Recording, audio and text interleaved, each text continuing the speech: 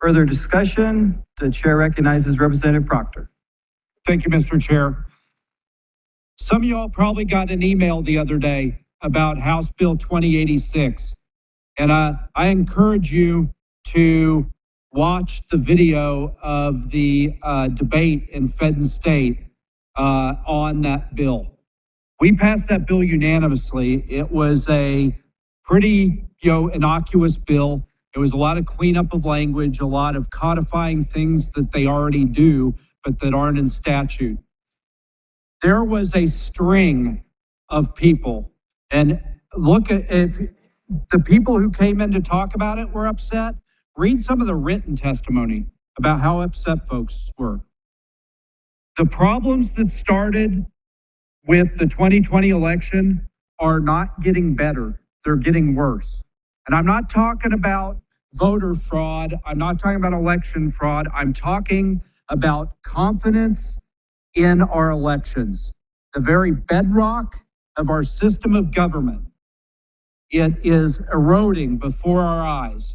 I'm glad that one of the previous speakers talked about some of those countries where the vote is really just an entertaining spectacle to validate the family that runs the country. Folks, that's where we're headed. That's where we're headed if we don't fix our system, if we don't bring back all those folks that no longer have confidence that our elections reflect the will of the voters. So the ranking minority member of the election committee asked a very good question. He asked, what's the compelling interest? The compelling interest is voter confidence, restoring confidence that the results of our election reflect the will of the voters.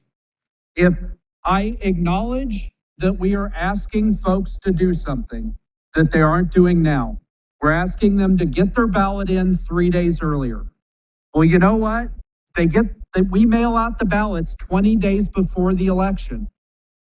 If you're a military voter, we mail them out to you 45 days before the election, and you can email or fax your results back, your votes back.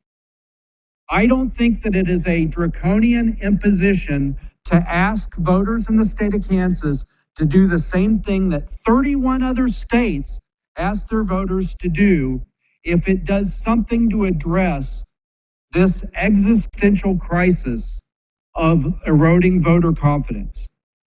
Thank you, Mr. Chair.